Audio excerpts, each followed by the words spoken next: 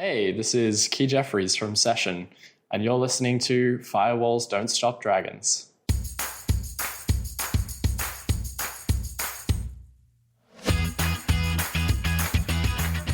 Hello, everybody. Welcome back to Firewalls Don't Stop Dragons. I'm your host, Gary Parker, as always, and today we have episode 462 for January 5th, 2026. So, yeah, we are in a whole new year, and we are actually now more than halfway through this decade. So to put that in perspective, 2030 is now technically closer than 2020. That's just kind of mind-blowing for me personally, but anyway, the other big thing about this year is going to be the countdown to episode 500. As I just said, this is episode 462, so we are less than 40 episodes away from the 500th episode of this podcast, which means I'm going to have to be reaching out to Bruce Schneier soon because he's on the hook to come back for every 100. So I'll be emailing him in a few months to make sure we can get that set up. And for the record, I think I looked ahead. The 500th episode will be, I think, toward the end of September. So we still got a little ways to go. But I do have some other announcements as well. As I have been teasing, we're going to do two different things here in January. I always do my annual listener survey in January. That is up and ready to be filled out. I am very much looking forward to getting your feedback. I'm also going to sweeten the deal a little bit, give you some incentive to fill out that survey. Stay tuned after the interview, and I'll give you more details on that, as well as details about the new patron promotion where I will be giving out Dragon Challenge coins. I think last April was the last time I did this. I probably need to do this more regularly, maybe a couple times a year. Anyway, we've got another one, and all the details on that will come after the interview. But we've got a long interview today, so let me get that set up and let's get to it. Today, I'm going to be talking with Kee Jeffreys. He is the CEO and founder of Session, which makes a very private and secure messaging app. But it's different than some of the ones we've talked about, in particular Signal. I've often touted Signal as the gold standard for private and secure messaging apps. And honestly, in a lot of ways it is.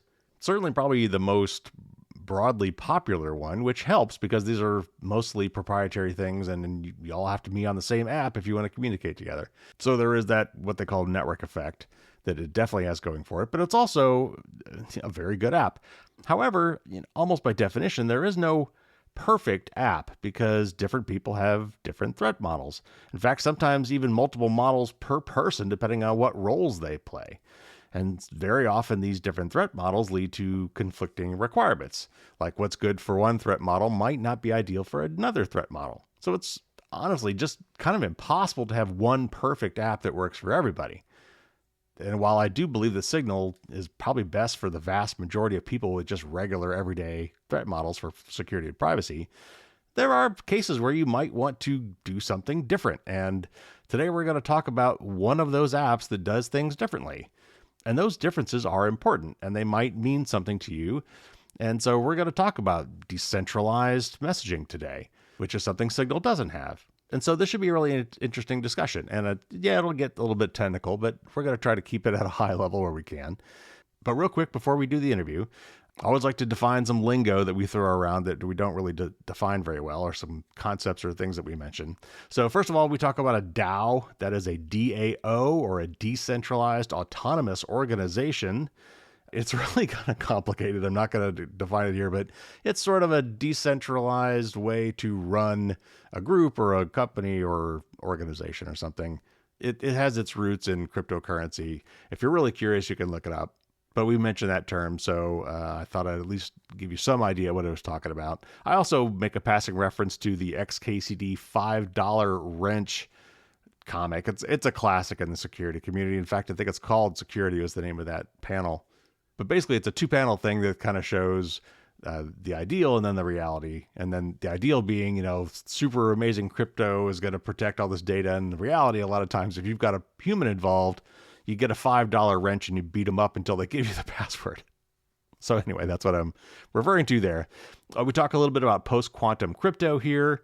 And this would be cryptographic algorithms that were specifically made to be resistant to quantum computing. And then we also, importantly, talk about a topic called Perfect Forward Secrecy. And I'm going to let Kee explain it in the interview, but I will circle back to it after the interview and kind of give you my take on Perfect Forward Secrecy. All right, so we got a long interview. Let's get right to it.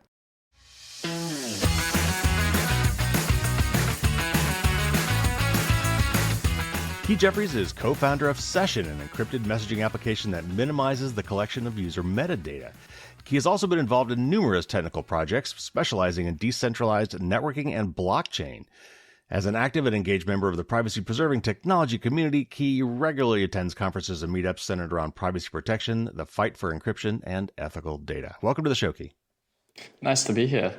As it turns out, there's actually quite a lot of quote-unquote private messaging apps out there, though the specific meaning of private usually comes down to what threat model they're trying to address, after you weed out some of the ones who just claim they're private because they use encryption somewhere. But today I'd like to explore the landscape a little bit and along the way talk about where Session fits into the continuum of truly private messaging services. So if you would, let's start with the basics. Start out by telling us at a high level what Session is, how it got created, what problem it was trying to solve, given that things like Signal were available. In fact, you forked from Signal. And I'm curious, from a personal standpoint, was there like a specific moment or an event that convinced you that this was worth building? Yeah, so just starting at the basic level, Session is a messaging application. So you can imagine it in a similar way to, say, WhatsApp or Telegram or Signal. It allows you to connect with other users, create groups, join communities, and send messages to those communities. And it's available like in all of the app stores, so like Android, iOS, Linux, Mac, Windows. So it's cross-platform. You can use it on all platforms that are available right now in the mainstream. In terms of how it's kind of different or why it was created, I think there's kind of three things that I usually touch on when distinguishing Session from other messaging applications. The first one is that it doesn't require a phone number to sign up. So when you create an account on Session, you essentially generate a new cryptographic key, and that becomes your identity on the network, and you can start sending messages back and forth. And that's what users use to actually say, I want to message this person. They use your cryptographic key. The second thing is Session is a decentralized or uses a decentralized network instead of a centralized network to actually send and route the messages to other users. So you can imagine Signal or Telegram or WhatsApp. Usually when you send a message, there's a central server that's run by Telegram or WhatsApp or Signal in the middle. You send your message to the server, and then the server sends the message to the user who's receiving that message, or they store it until they come online and then they retrieve it from that server. Instead, Session uses the decentralized network. So there's about 1,600 nodes run by community operators all around the world. And those community operators act as the storage and routing network when you send a message. So you kind of get randomly assigned into a group of these nodes. And when you send a message, it goes through multiple hops to those nodes, and then it can be retrieved by the recipient of that message. So it's a completely different network architecture from most of the other messaging applications. And the final thing that I usually talk about as well is that Session uses onion routing in its architecture as well, which minimizes the metadata like IP addresses, which are typically leaked when you would send a message on a centralized messaging application. So it's those three things, no phone number, decentralization, and onion routing, which I think are the key distinguishing factors that Session has. And there is no other messaging application out there right now that has those three factors. And I think that really plays into maximally protect users' privacy and security when they're using the messaging application. In terms of like why this was created or like the impetus for it, I think like over the last like couple of years, or like when we started Session as well, we were seeing an increased number of data breaches. And data breaches are almost an inevitability if you create a central point where you're storing all of your users' data. Sure. Now, even though you might not be storing the actual messages, if they're encrypted, you can't read those messages as a server operator. There's still a lot of metadata that those centralized operators store.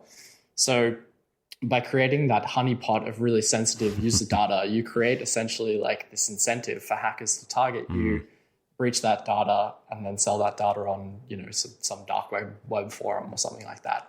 So we were seeing the increased emergence of these kind of data breaches, really big data breaches, like obviously the Cambridge Analytica, Facebook leaks were coming out around the same time.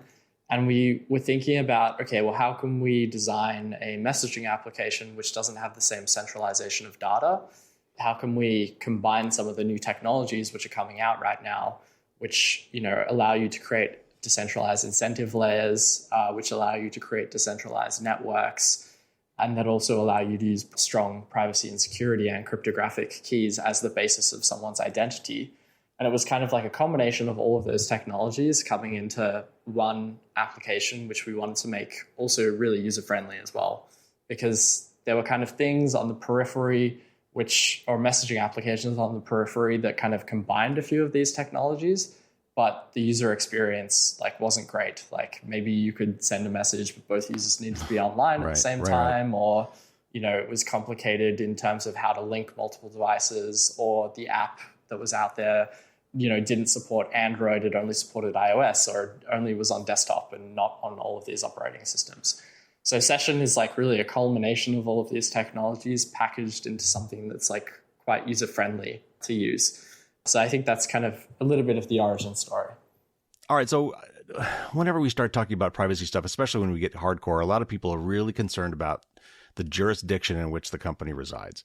You start talking about Five Eyes stuff and Nine Eyes and 14, I'm sure you've heard all this. And you have an interesting story in that regard, because you guys started in Australia, where you are now. But after an incident with the local government, you moved to Switzerland last year, I believe.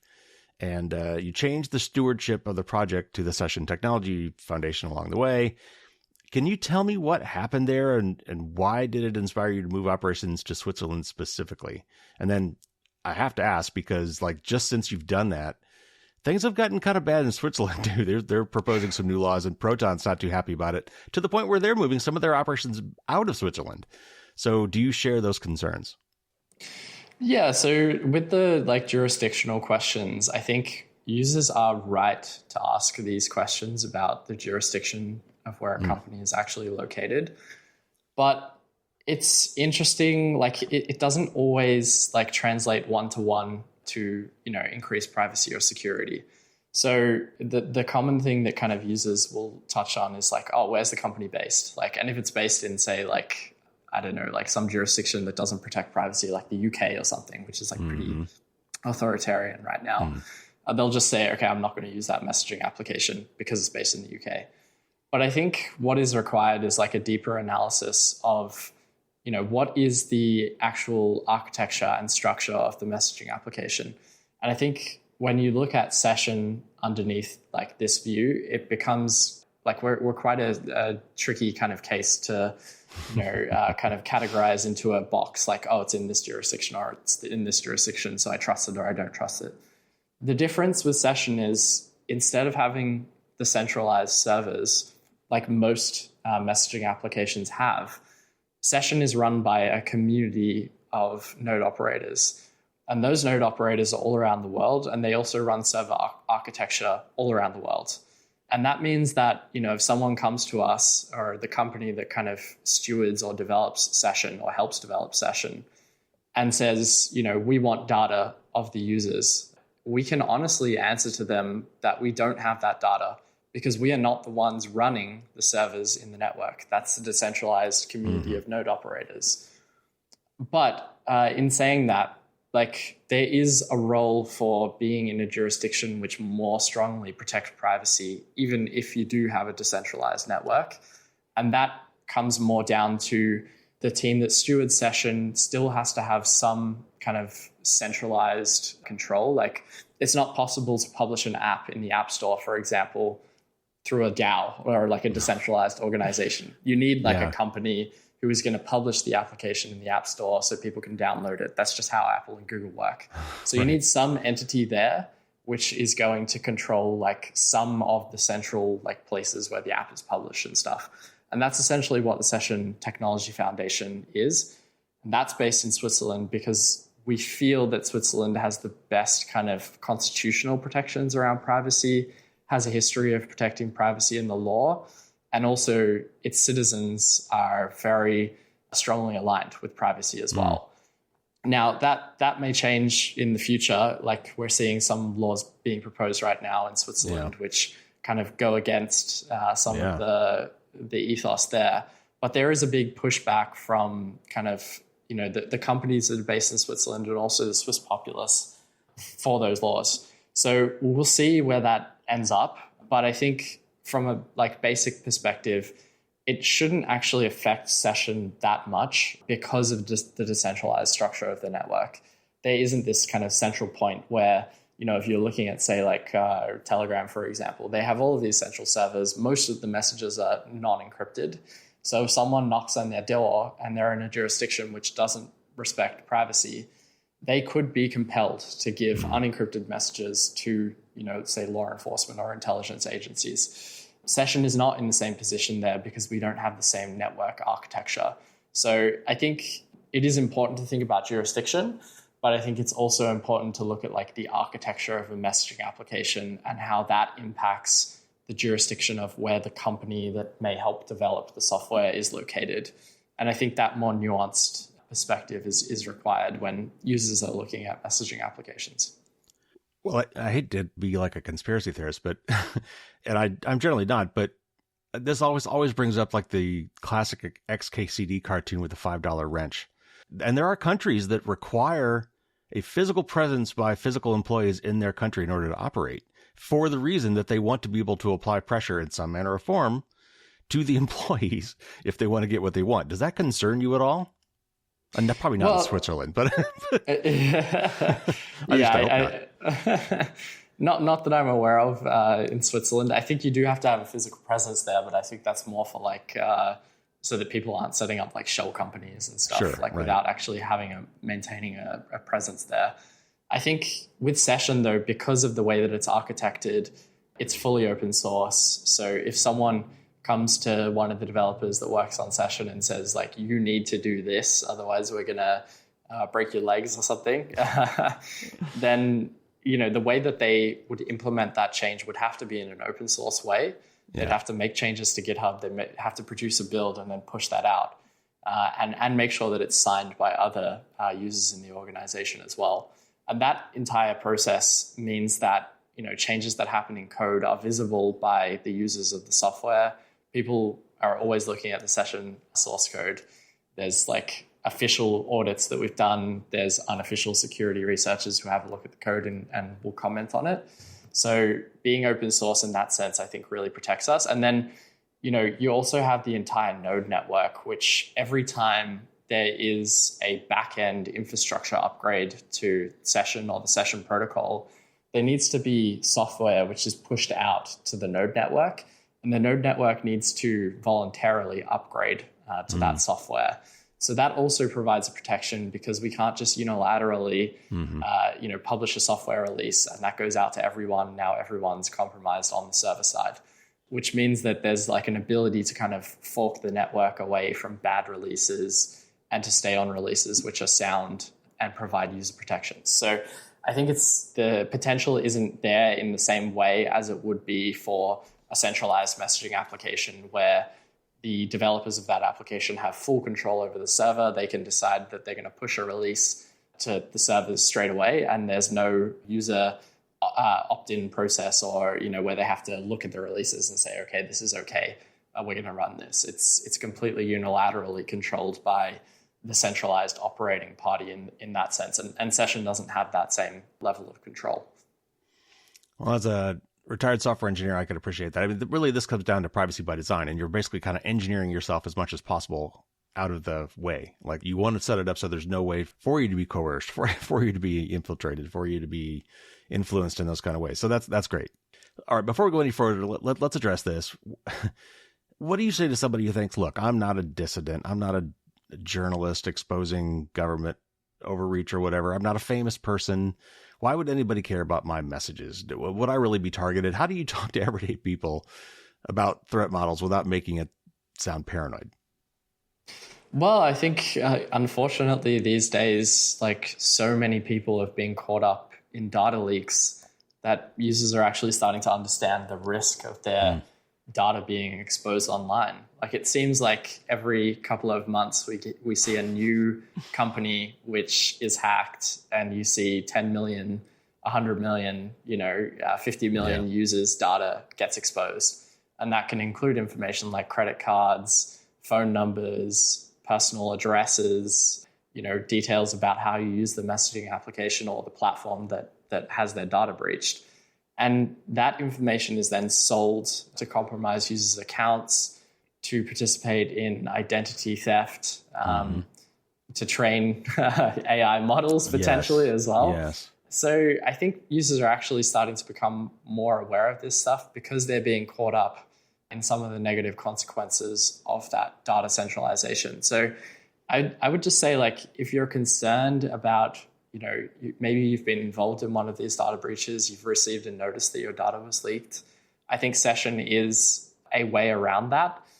Messaging applications often hold some of our most personal data because it's the way that we communicate with people around us increasingly. And just imagine if every single conversation you had online was leaked and is able to be searched, indexed, used to train AI models. People are making Twitter posts about, what kind of person you are because they've found the messaging that you've sent. And maybe you were just sending jokes to your friends or something like that, but they don't understand the context, and it's taken out of context and used to semi-cancel you or whatever. Like, I think it would be hard to find it would be hard to look through anyone's messages over the last 10 years of them using a messaging application and not find something that, when taken out of context, would look bad for that user. So I think it's really important data that we keep secure. And even if you're just the normal person using a messaging application, just imagine the effects if every single message you'd ever sent became public. It's not stuff that I think anyone would be happy to see. Yeah, one of the famous quotes I love to trot out when I talk about privacy is from Cardinal Richelieu, who said something like, "Give me 6 lines from the most honest man, and I will find something in them with which to hang him." Right? Yes. And so at some point you said something, and again, like you said, it could be taken completely out of context, and the internet's forever at this point. And so, yeah, that's a great point. Okay, let's dig into this a little bit. Session uses some very interesting technological choices and engineering approaches and has some very interesting aspects to it. It can get really hairy pretty quick. But how does Session work, like, at a high level? And let's just the basics. Like, you talked a little bit about this, but how do I create an account? How do I add contacts? If there's not associated with phone numbers, how do I know who to add? And then how does Session protect my messages and my metadata? Because I know that's a big aspect of what you guys talk about. So make sure you include that. Give us a high level. Go ahead and roll out some jargon, but explain it. Tell us how you guys do what you do. Yeah. So, like, from a fundamentals perspective, like when someone downloads and installs Session on one of their devices, they essentially, when they're creating an account, they generate a random cryptographic key. So if anyone is like familiar with cryptocurrency, you might be familiar with the process of creating a wallet, like a Bitcoin wallet or an Ethereum wallet. And what happens when you generate a wallet is you generate this random key, which becomes like the kind of address that you can receive coins to. And you also kind of get a backup password as well, which is usually like 12 words or 25 words that you write down on a piece of paper or you save to your password manager. And that controls access to your account. So if you have those 25 words or 12 words, you can recover your account. Session is extremely similar in the process of creating a new account. You generate a new key, you get this 13-word recovery password, which you can save. And that is used then to link new devices or recover your devices. If you lose your device, you can always recover your account. And the public part of that key, which is called your account ID on Session, it's like a 66-character string that you can then copy and then send to other people. You can scan a QR code if someone is in the same room with you, and then they can start messaging you on Session. So that's the basic like account process, like or account creation process, and then how you get other people to message you. You use your account ID and you send that to them, or they scan a QR code. In terms of like how the messaging works and how metadata is kept private, the main things that we're doing there is that we're using a decentralized network. So I talked about that a little bit before. But you can imagine, like, when you send a message, you want that message to be stored for a period of time, because you can imagine, like, if you send a message to someone and their device is offline, like they've turned off their device, you still want them to receive that message when they come online again. Store and forward. So exactly right. So you need some sort of like intermediary person. And in centralized applications, that's usually just like a centralized server. But in session, that's a decentralized network of nodes. So each account ID essentially gets assigned a subset of those nodes. So there's 1,600. Exactly, yeah, that's a swarm. So there's 1,600 nodes in the network, and then there's about 250 different swarms. And each swarm contains roughly 5 to 7 nodes. And the reason that it's like 5 to 7 nodes is because we need a bit of redundancy there as well, because nodes can leave and join this decentralized network. So you can imagine if you just stored the message that you were sending on one node, and then that node left the network or went offline temporarily, then the person you're sending a message to, they'll never receive that message because that node is offline. So instead, we have swarms, which are 5 to 7 nodes. And when a message is sent, it's replicated between those 5 to 7 nodes.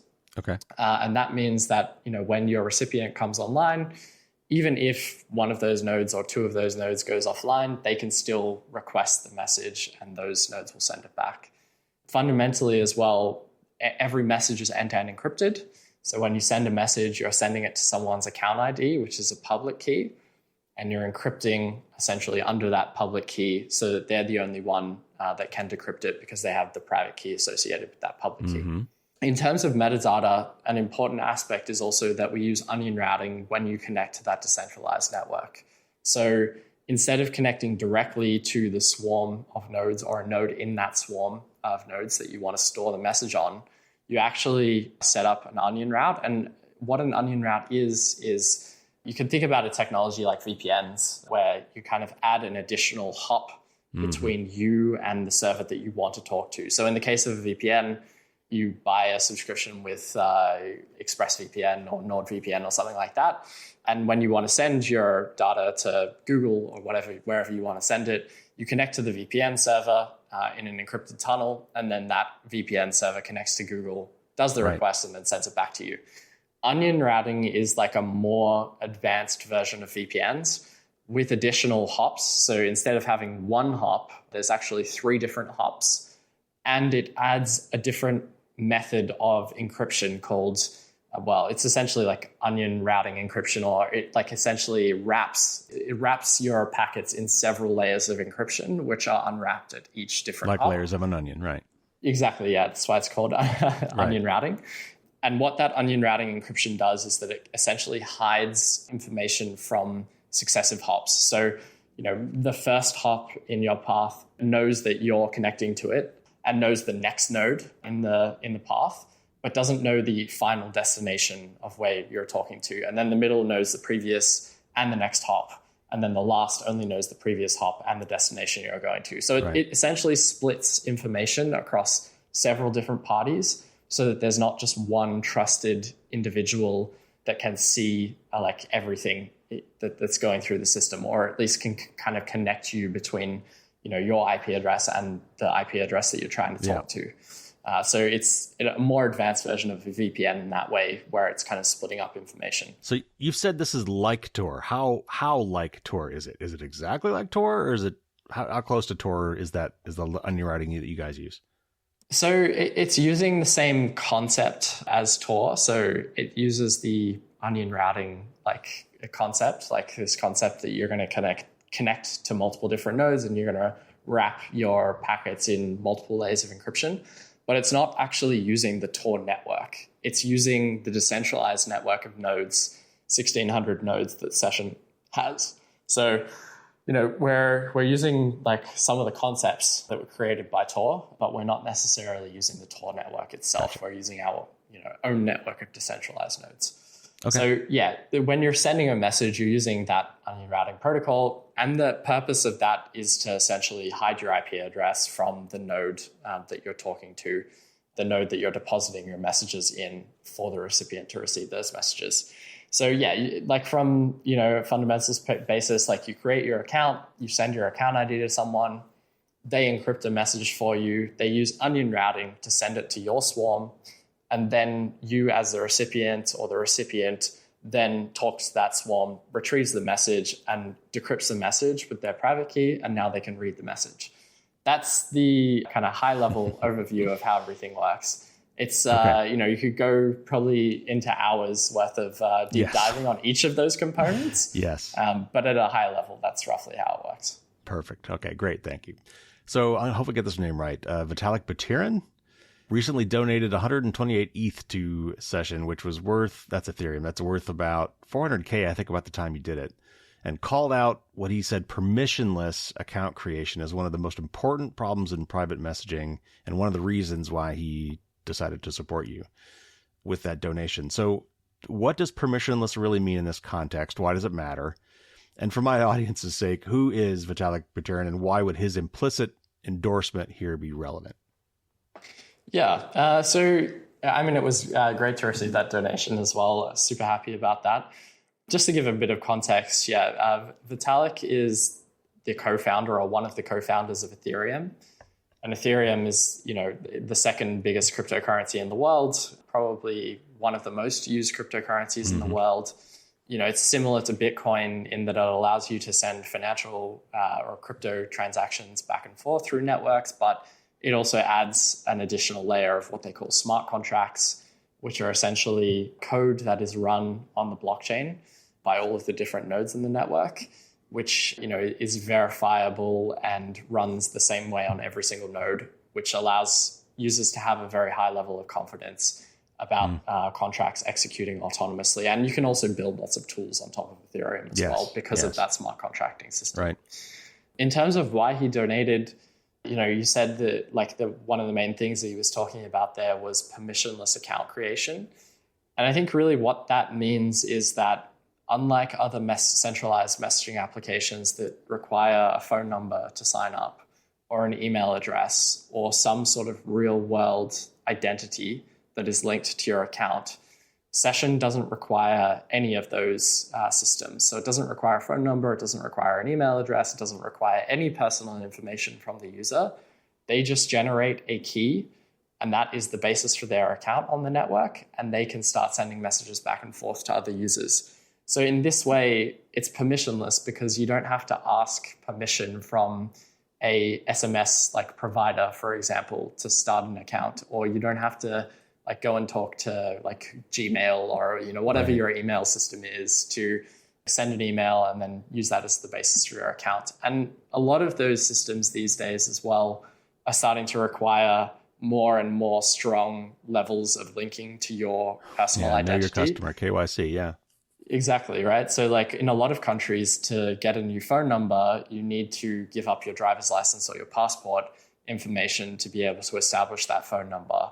Or at least you need to pay with a credit card or, do some sort of exposure of your information. For example, with a lot of email services these days, they require your phone number as well to sign up, or they require that you don't use a VPN or try to hide your IP address when you sign up.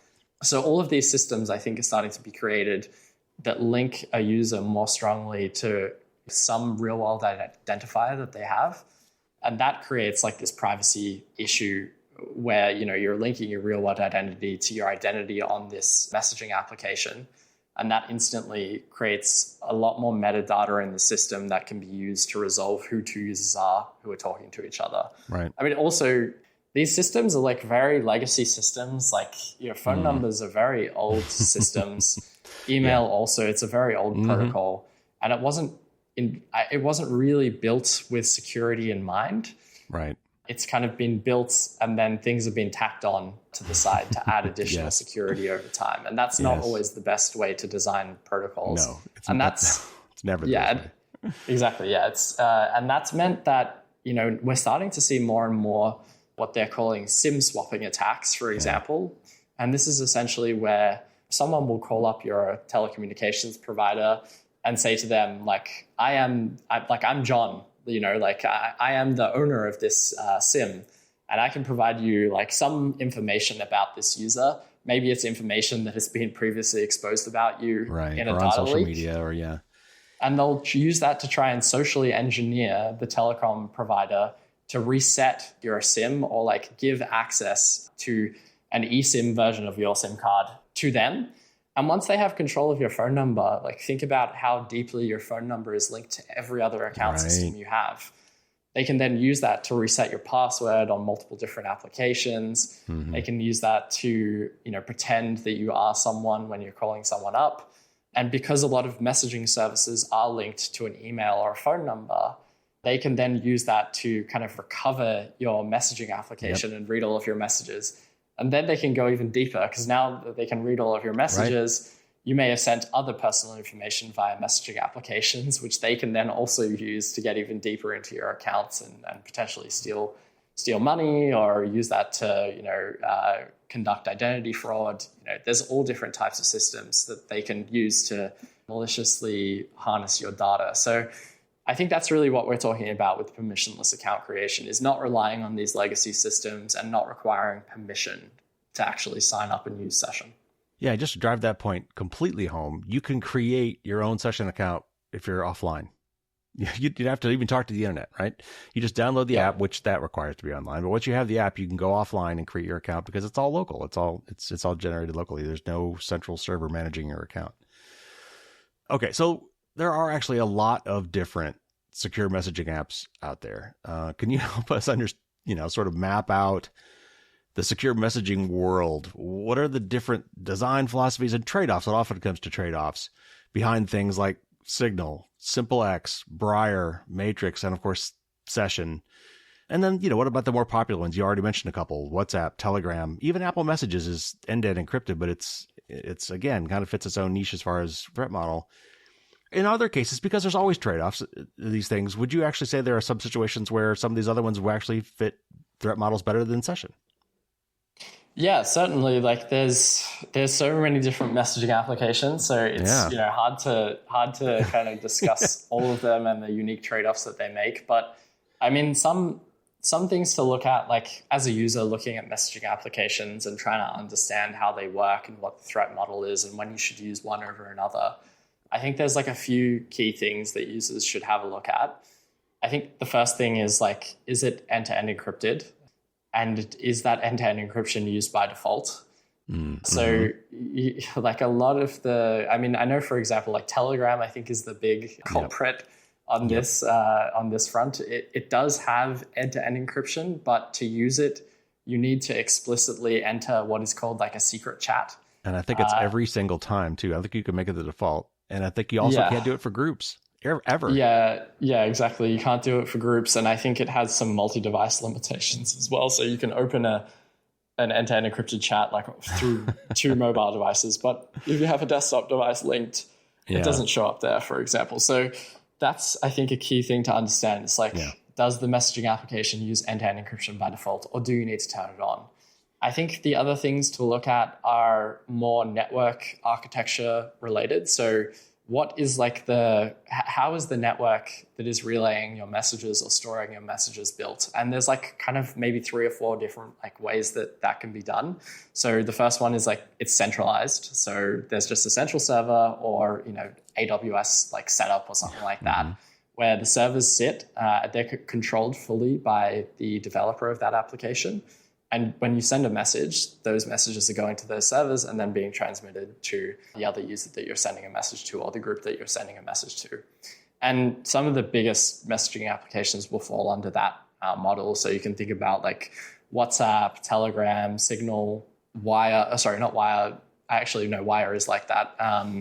Line, WeChat, like they're all kind of centralized messaging applications from a network architecture perspective. The second is like potentially like it's peer-to-peer. So peer-to-peer is a bit different. Like it has elements of decentralization, but the key difference with peer-to-peer is that there aren't necessarily servers in the network. Every user who runs the application becomes a peer in the network, and then the peers are used to transmit messages to other peers in the network. The bigger difficulty there, it's actually quite a strong, or it can be a strong privacy model. Yeah. But it depends on how it's architected. The key kind of weaknesses with peer-to-peer messaging applications are usually that if you're communicating directly with another user, you may be exposing your IP address information, for example, to that user. There are infrastructures where you can kind of get around that by bouncing through other peers. But the other thing to think about there is what are like the message storage guarantees, because peers can come in and out of the network. Right. is there a way to ensure that messages are stored properly so that when a recipient comes online after being offline, they can actually retrieve that message? I will say, like peer-to-peer, you're probably looking at messaging applications like Tox, Bitmessage rather. These are kind of examples of peer-to-peer messaging applications. Briar, to a certain extent, is peer-to-peer as well. The third architecture is, I think, decentralized. Session is a really good example of a decentralized messaging application. Probably group in other messaging applications like Status there as well. So these are applications which have a distinct set of servers, which are either incentivized or they don't need to be incentivized, but those are the servers that store messages. And they're not necessarily peers in the network. There are a certain subset of nodes which store messages, and then users can retrieve those messages. The final one is kind of federated, which is it's kind of almost in between decentralized and centralized, or it's kind of like straddles this weird difference, because usually in federated messaging applications, which is kind of like SimpleX, Matrix, or Element is another example of federated messaging applications, you have centralized servers, but these centralized servers are able to be run by users in the network. So anyone can set up a Matrix server, for example, and they can get users to connect to their Matrix server and start sending messages back and forth with their server acting as almost a centralized server to relay those messages. The difference with federated messages is because anyone can kind of run one of these servers in the network, those servers can communicate with each other. They try to create a system where, although anyone can run a server in the network, not everyone has to. And there's a way for those servers to talk to each other so that you have essentially choice of the centralized provider that you're using on the messaging service. So it's kind of like Mastodon, if you're familiar with Mastodon. Exactly. Yeah, exactly. The good thing about that is that you kind of get the advantages of having a centralized server, which is like it's very fast. The centralized server operator has the ability to just upgrade the protocol like straight away.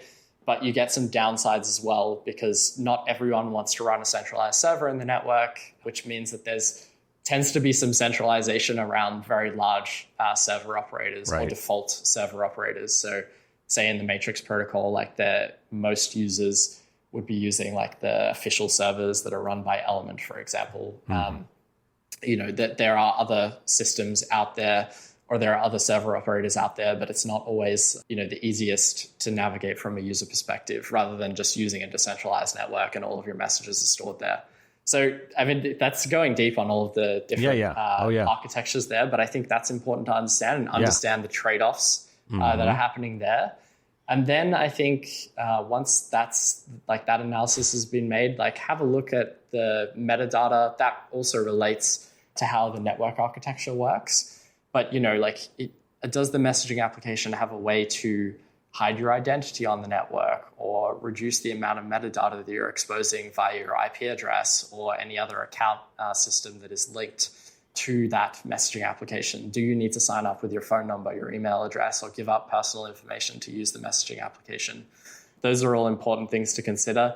And then, this is not a sexy one from a threat model perspective, but is the messaging application actually usable? Oh, no, that's a huge one. It's huge. Does it have support for the features that you want to use in a messaging application? Some more advanced features like group calls may be really important to you, and only certain messaging applications offer that. Or do you want a really rich multi-device experience where you can have 5 different devices linked together and all of your messages sync between those devices really easily and cleanly? Do you want other features where it will link into your SMS contact system so that all of your contacts on SMS are automatically in your application that you're using here? So and is it supported on all of the platforms that you use as well? Does it have a desktop app? Does it have a Linux app? Does it have a Mac app? Does it have an iOS, Android app? Those are all important things to consider, and not all messaging applications support all platforms or support all of the features that you might want to use. So in summary, yes, I think there are cases where people, may want to use other messaging applications over Session.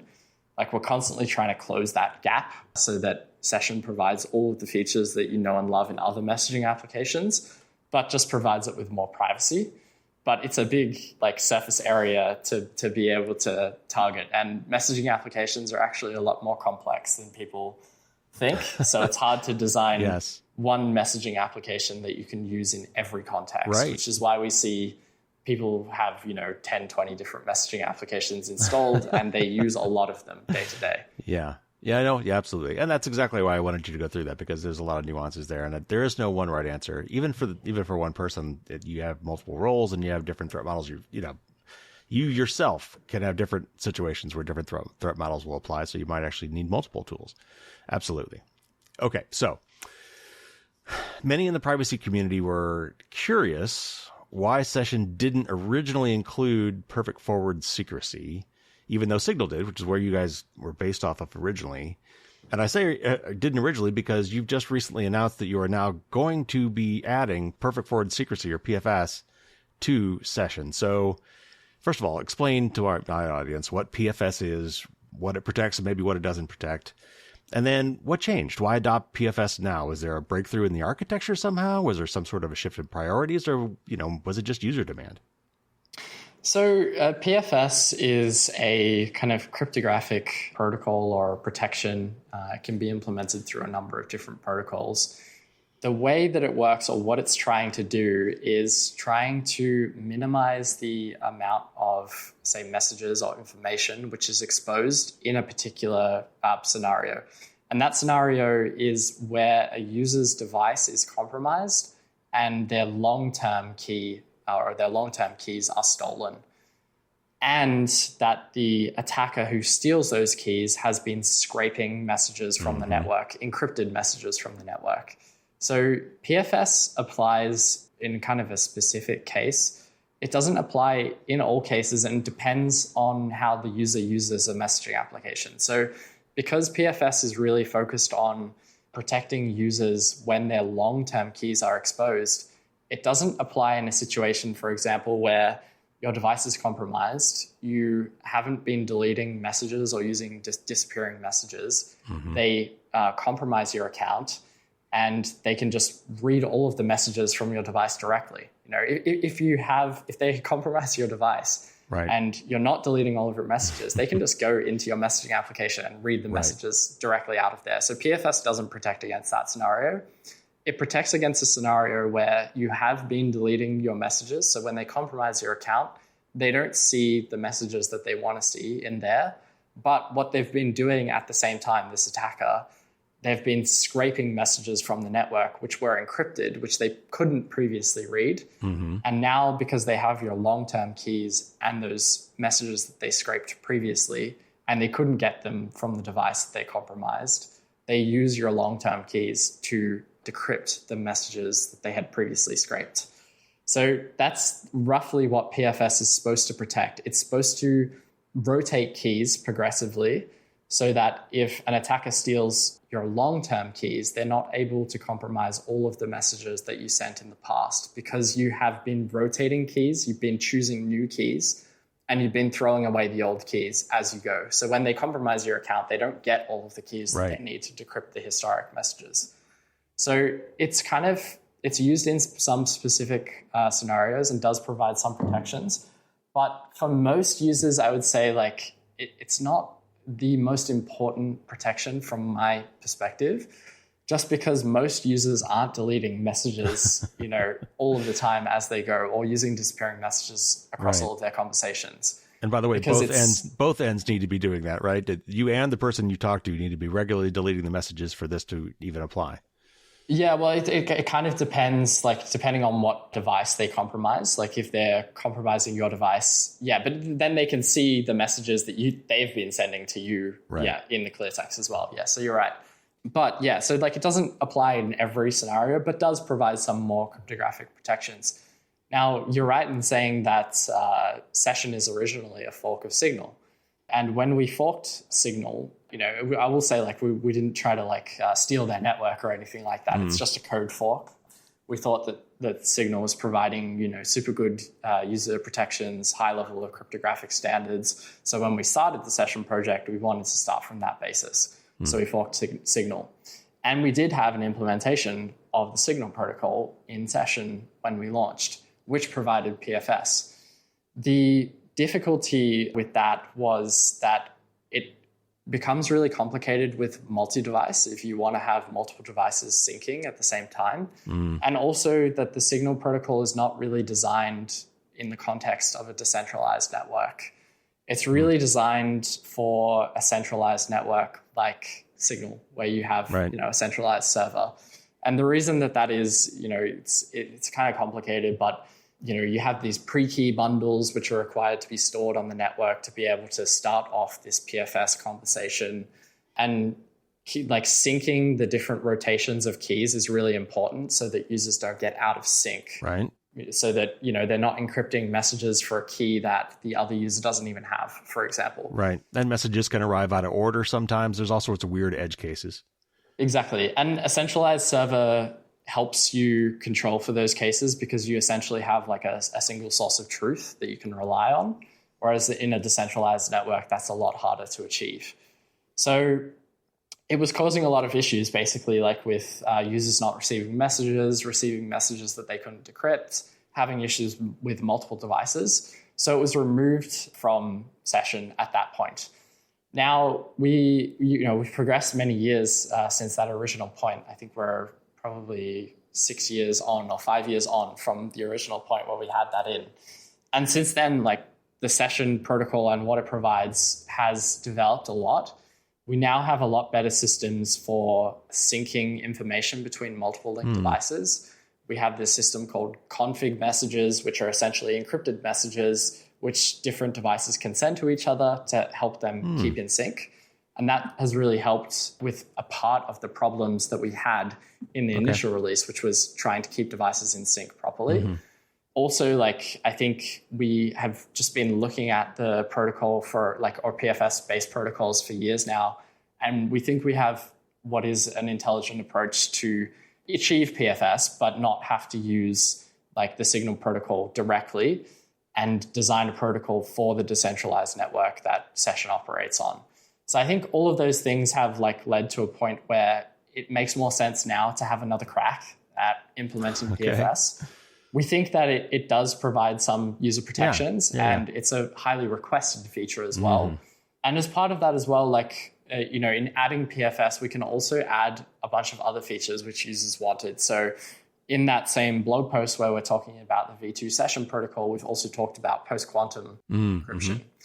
And that is something that, if we add a new set of keys into the protocol, we can also have a look at, can we use post-quantum secure keys in this protocol as well? Okay. And necessarily PFS also requires that each device have a unique key, even if they're all linked to the same account. And that also provides us the ability to essentially provide more visibility over linked devices. So, something that users have told us right now is that when they link multiple devices together on session, they don't necessarily have visibility of all of the linked devices. And that creates some security concerns because you wouldn't necessarily know that someone has maliciously linked a device to your account. And in adding PFS, we have the opportunity to expose linked device information to that user's account.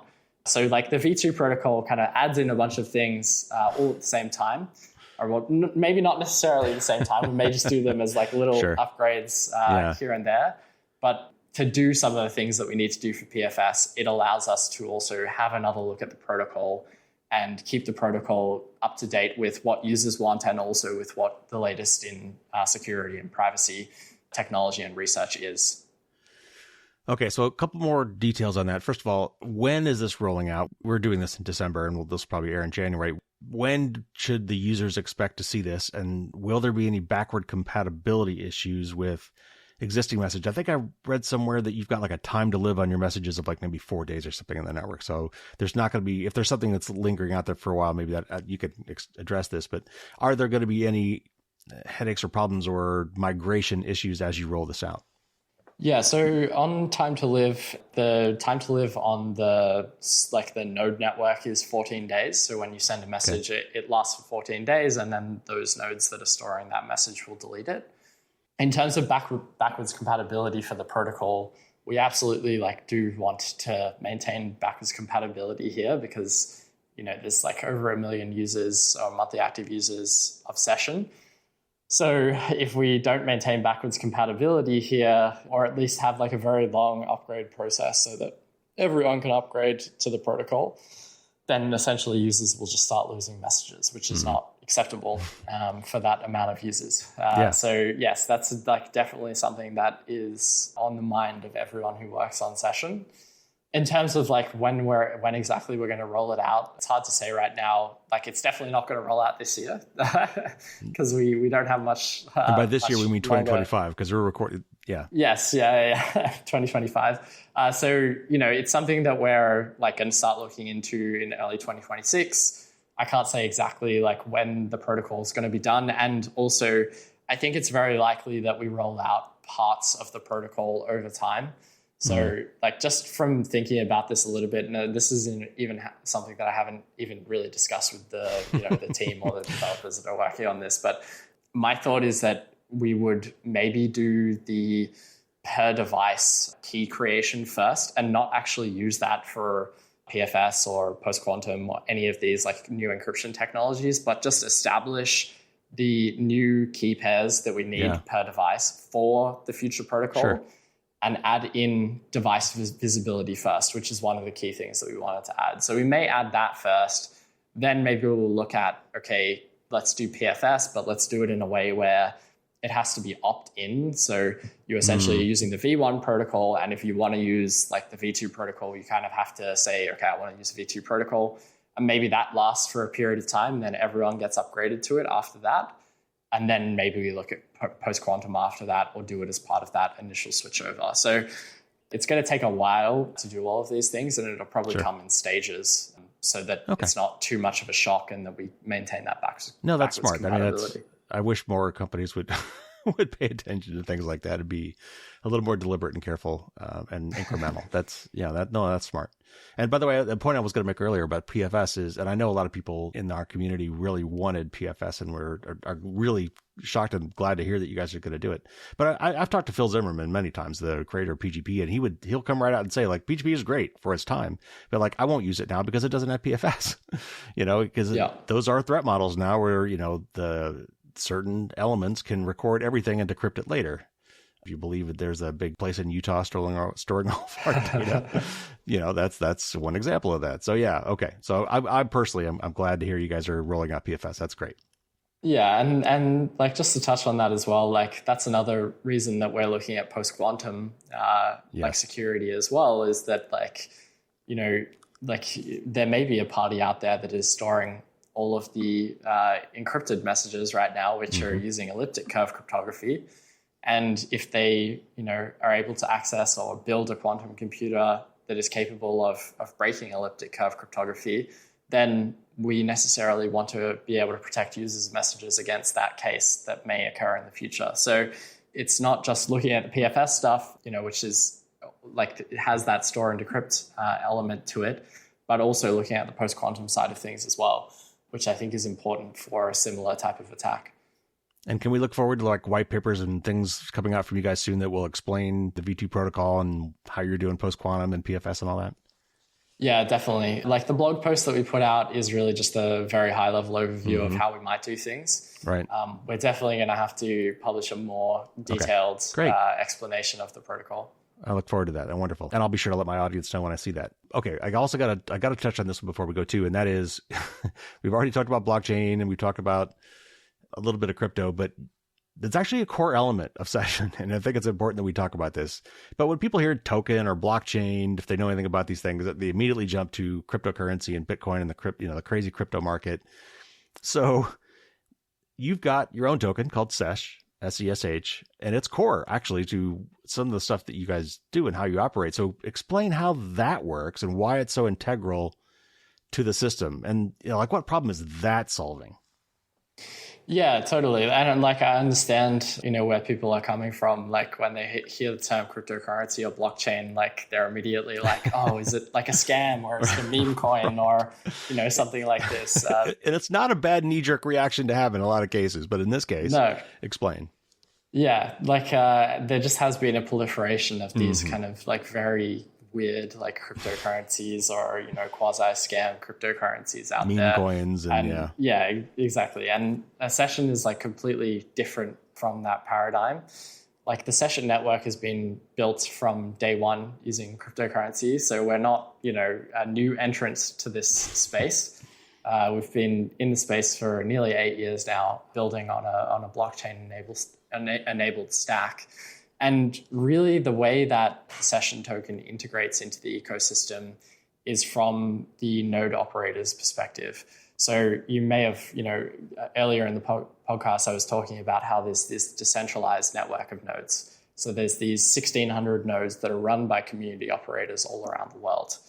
And to run one of the nodes in that network, you need to stake a certain amount of cryptocurrency. So you need to have an amount of session tokens and you stake that against your node.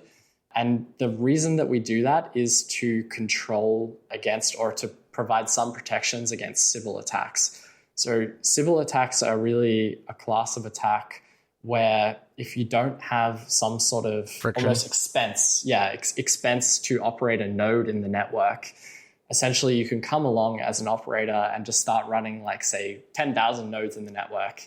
And now everyone is using your nodes. And because of some of the onion routing stuff that we do, if you control every single node in someone's path, then you essentially like de-anonymize their IP address. It also gives you the power. Yeah, sorry, go ahead. I'm sorry, just real quick, the notion of calling it a Sybil attack, is that the old multi-personality, split personality Sybil? Is that where that comes from? Yes, exactly. Okay. Exactly. It's like one person pretending to be multiple people. Sure, okay. So you can come along and you can run like 10,000 nodes in the network. You can start to use that to de-anonymize users. You can also use that to influence how the network operates. You can decide, okay, well, instead of storing messages for 14 days, I'm going to store them for 1 day, or I'm not going to store them at all. I'm never going to delete them. Denial of service. Yeah, or I'm never going to delete them to create a denial of service attack or, to start storing users' messages. So from that perspective, like providing a stake in the network means that we can enforce certain behaviors because we can say, okay, well, you've essentially taken some money and you've put that aside in session tokens. And now we can say, if you act honestly and you follow the rules of the protocol, which are also tested by the other nodes in the network, then you can remain on the network and you can also receive a reward for what you're doing as well. And that reward is paid out in session tokens. So it provides both a Sybil attack protection with the token and also a reward for operators that are operating honestly and following the protocol in the network.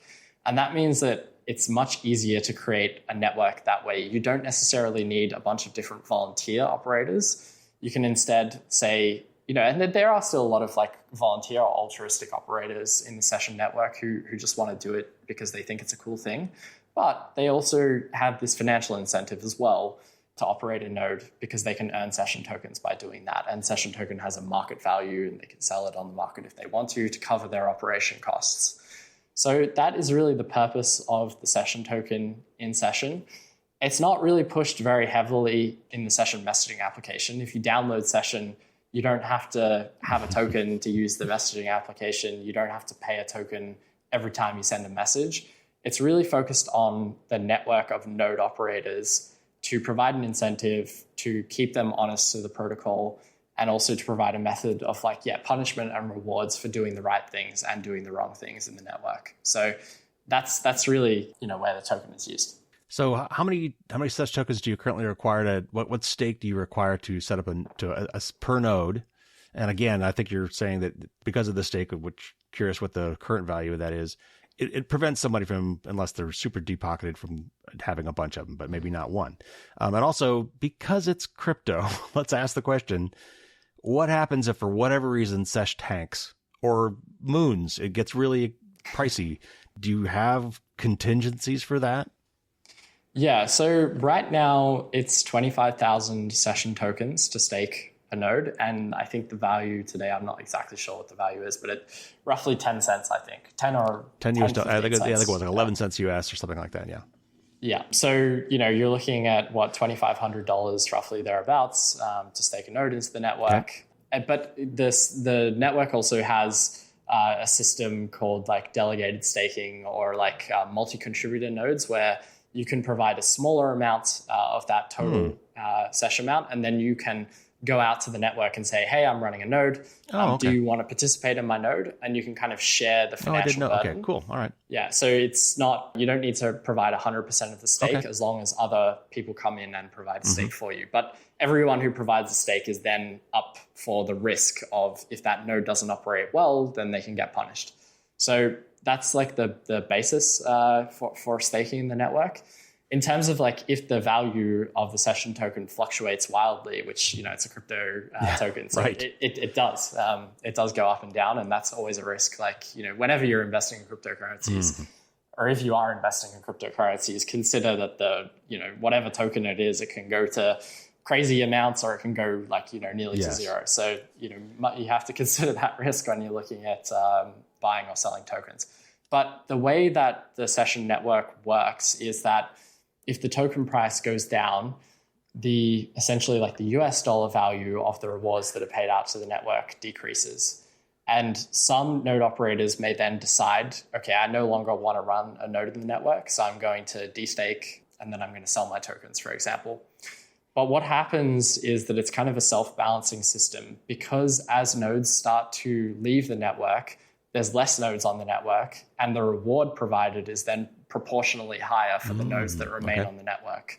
So as nodes leave, the rewards for the nodes that stay goes up. So and the same the same thing can happen in reverse. Like if the token goes up in value, now the US dollar value of the rewards is more, and that may attract more users to go and grab session tokens and start staking a new node.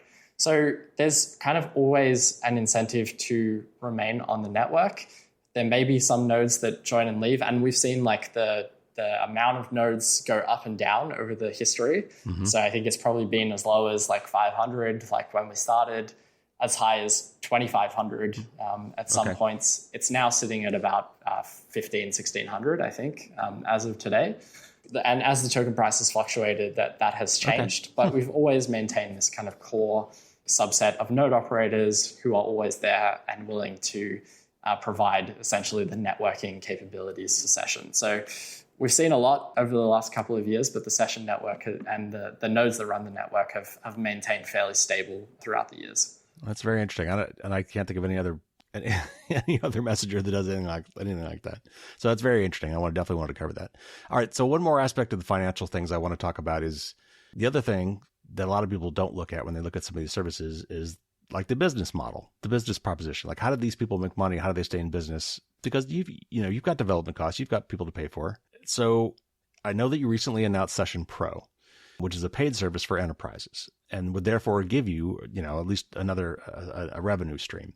But it seems like the needs of a business don't really align with like a privacy-focused individual user like me. So at least in terms of things of, like anonymity and deniability, for example, a lot of businesses, depending on what sector you're in, you're required by law to keep records and have quote unquote KYC, right? You need to know your employees, certainly, or maybe some of your customers you're working with. It seems like kind of cross purposes. So how do you keep the pro product, while it's making you money and keeping you afloat, from eroding the properties that drew activists and journalists to Session in the first place?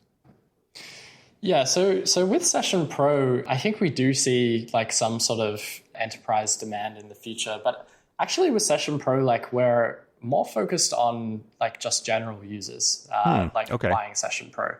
So it's like we really think that this is kind of the most ethical and sensical like business model for Session, which is essentially that, there's going to be some portion of users that want additional features. So whether that be like larger files or the ability to send longer messages, or just cosmetic features like animated avatars or different badges that they can put when they send a message. It's amazing what people will pay for those things. Yes. Yeah, exactly. Discord. Those. Yeah, exactly. Those are really like power user features. We don't expect like everyone to be a Session Pro user. We really expect like, maybe 3 to 5% of the user base wants these additional features. They use Session a lot and they want to like empower their experience on Session. And that's where Session Pro comes in. It's essentially you think about it like Telegram Premium, which is like something that Telegram offers, which offers all of these cosmetic features. and has a subscription fee of around $4.99 a month. I think you pay that subscription fee and now you get all of these additional features and you can flex, your custom badge or your avatar to your friends. And I think that's where Session Pro fits in for Session as well. It doesn't require everyone to upgrade to Session Pro. It takes the Pro users and uses, some value that they're, paying into the system to be able to pay out the node network of operators that actually operate this system. So it all kind of goes back to, and this comes back to kind of cryptocurrency economic design. Right now, like there's a network of 1,600 nodes and they're being rewarded in session tokens for operating those nodes. And that reward is coming from a pool of cryptocurrency, which is essentially like constantly going down. There's a fixed amount in there and it constantly goes down. That is not sustainable forever, right? Like eventually those rewards will either reduce so much or reach zero that no one will want to provide a node for the network if they're not receiving an incentive, or it will only be the altruistic operators that are left in the network. So there needs to be like some other side to the market, right? Like if you're constantly paying out tokens, there needs to be people who are bringing value back into the ecosystem.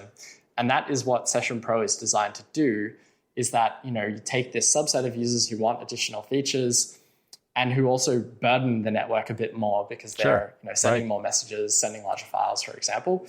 You take those users and you offer them the opportunity to purchase Session Pro, and they can do that, Apple Pay, Google Pay.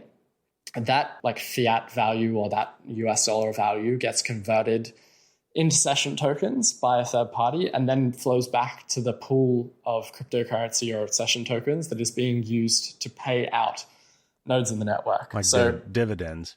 Well, yeah, I mean, we try to steer away from the explicit, financial kind of securities, terminology. Sure.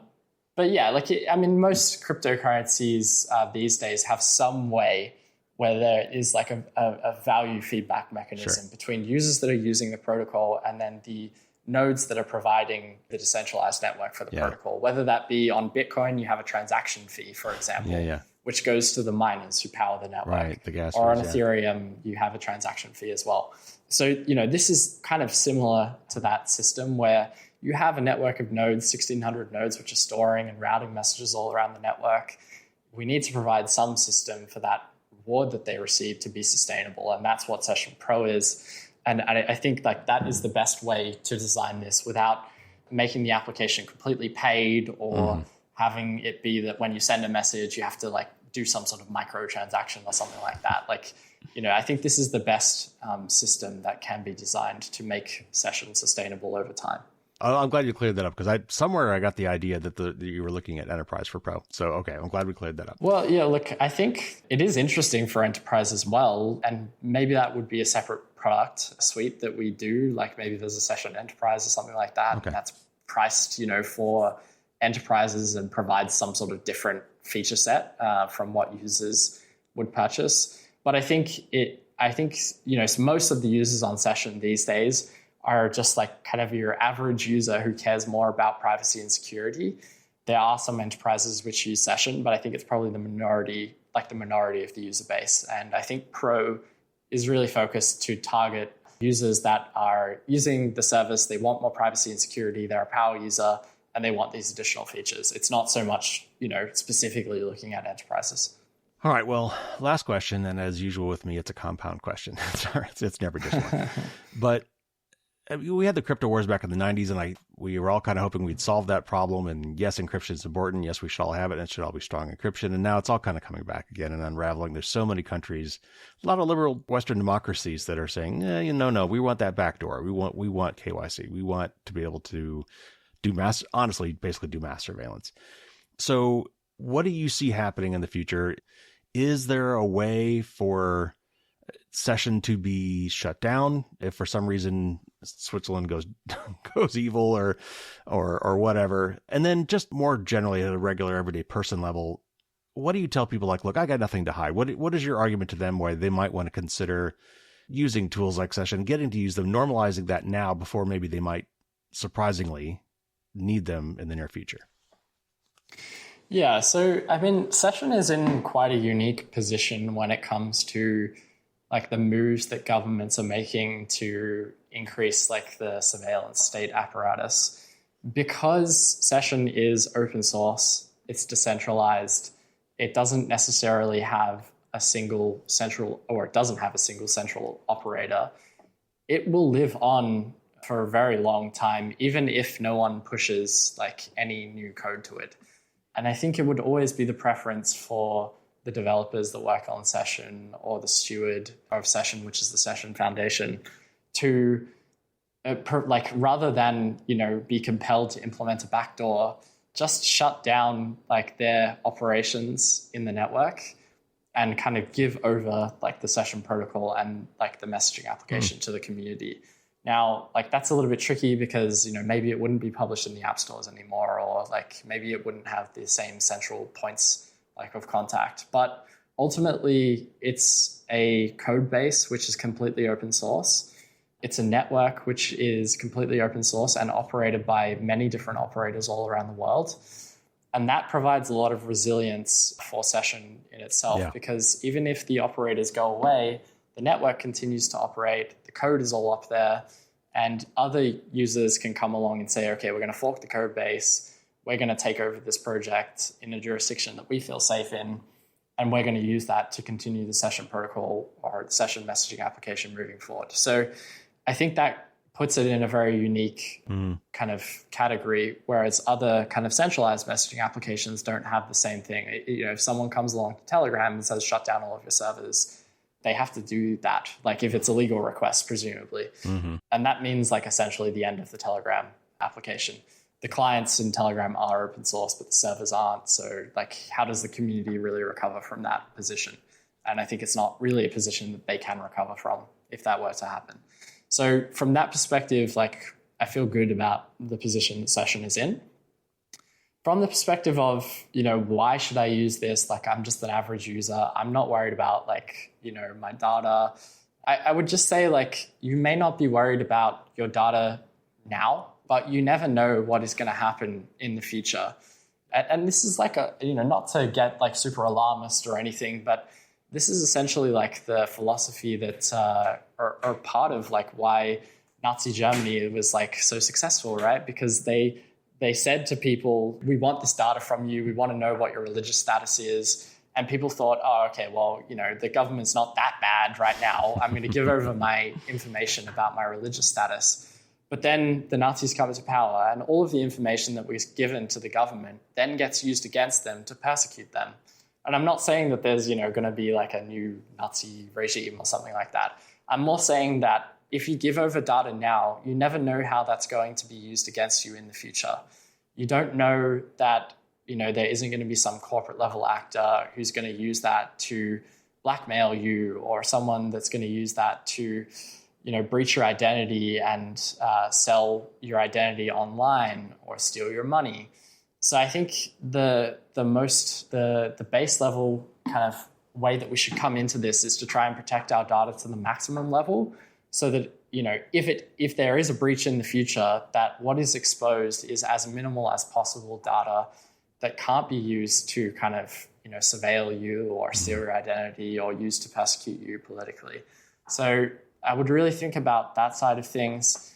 I'd also just think like from a perspective of there's a reason that we have like doors and curtains on our houses. Like, although, we're not really doing like anything crazy in our houses, it just feels wrong to have people looking over your shoulder all of the time. Yeah. And it changes the way that you would act.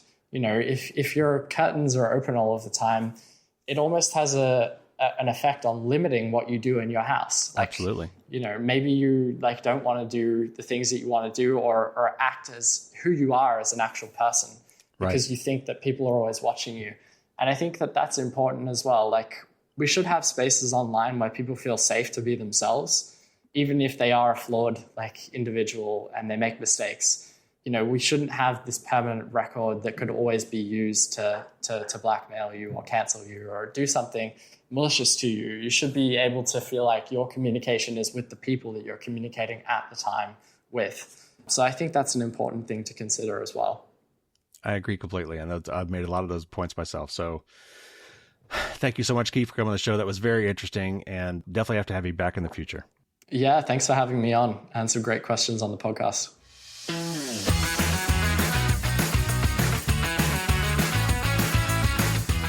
Thanks again to Kee for coming on the show. We were talking for a little while before we finally got that together, and I'm glad we did. Session's a really interesting app. I've put it on my phone just to kind of play around with it a little bit. Of course, you need other people on Session to really make that work. And most of the people I know are on Signal, but some of those people are also on Session, so I've managed to play around a little bit with some other folks. And I think it's a good one to have around, kind of as a backup. So I encourage you to go check out the app and play around with it yourself. Maybe find a friend to do it with you so you actually have someone to talk to. And they've made a lot of big improvements. One of the big problems that people had with Session has been their lack of perfect forward secrecy. And so it's very encouraging to see that they're finally going to be adding that to the product, because it really is important. Now, as Kee said, it really it depends on your threat model.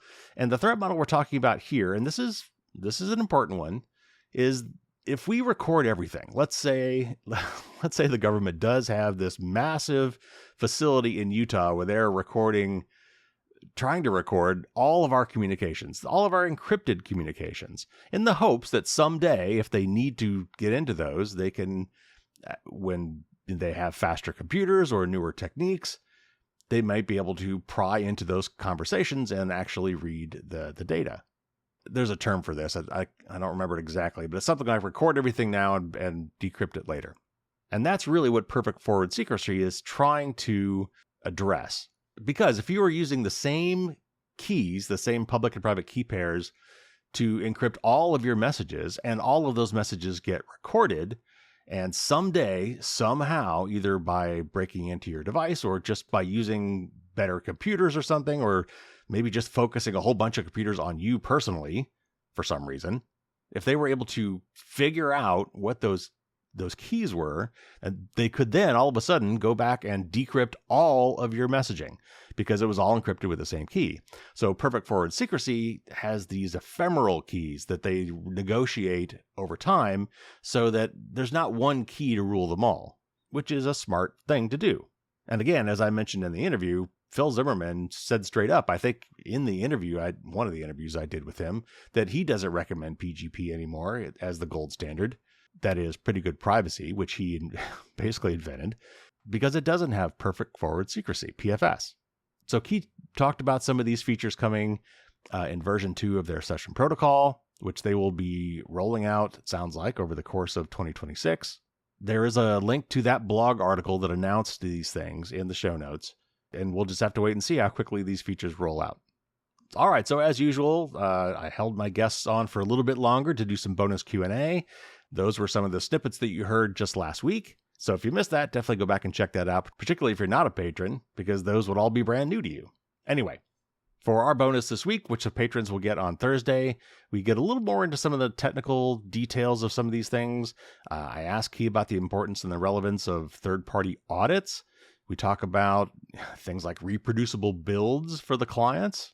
And I also just get Kee's opinion on things like hardware-based secure communications, like Meshtastic and things like that.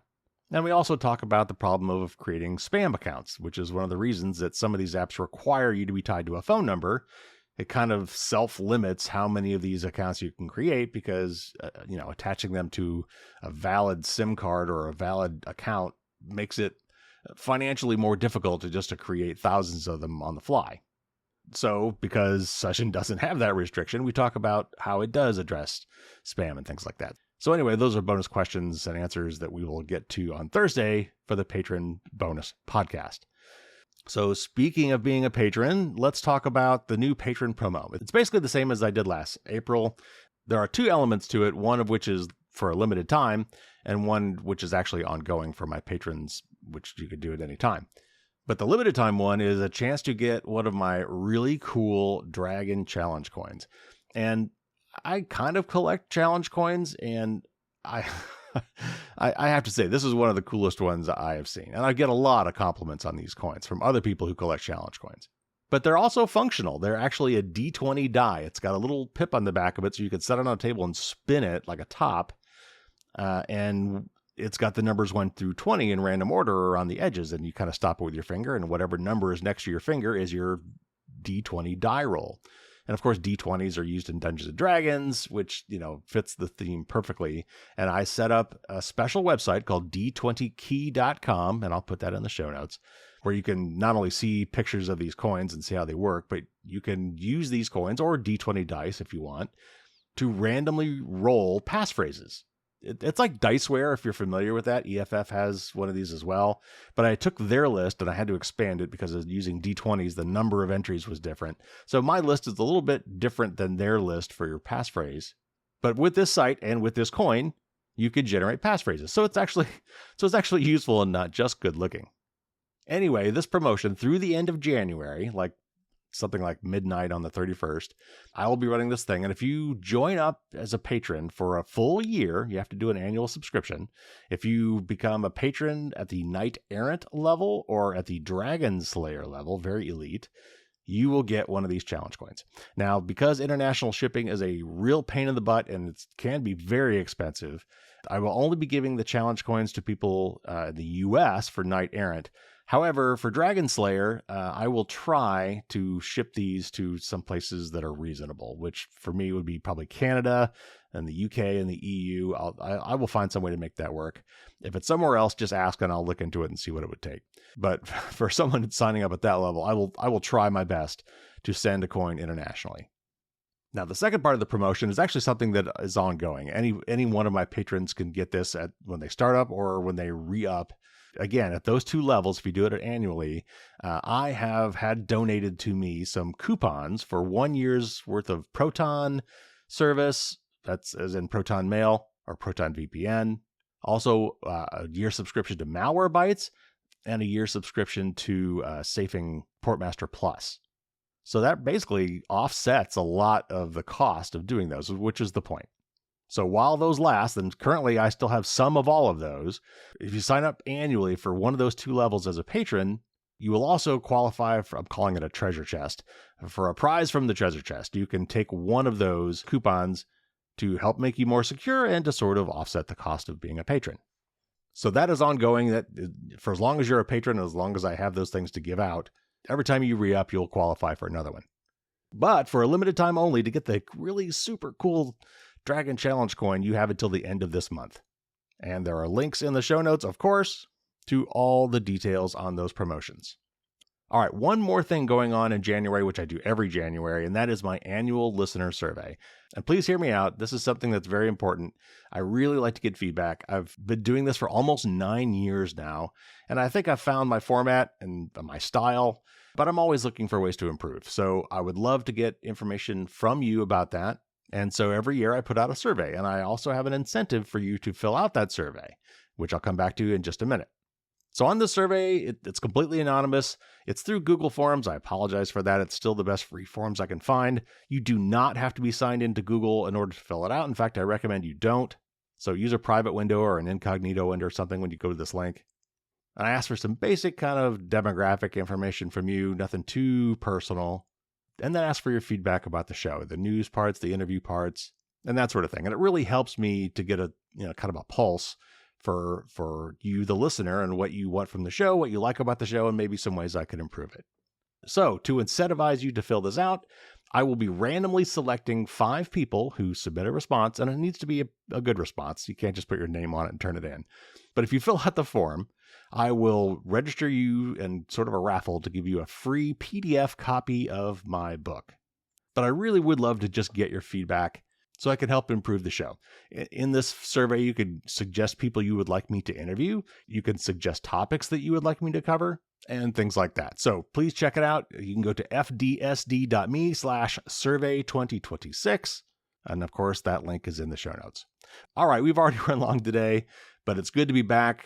Next week, we will have a big news show. We've got plenty to catch up on. And then we've got lots of great interviews coming up. So if you have not subscribed for some reason, go ahead and do that because we've got a lot of great stuff coming up this year. All right, let's call it here for this week. Take care, everybody. Stay safe out there. And until next week, as always, don't get caught with your drawbridge stack.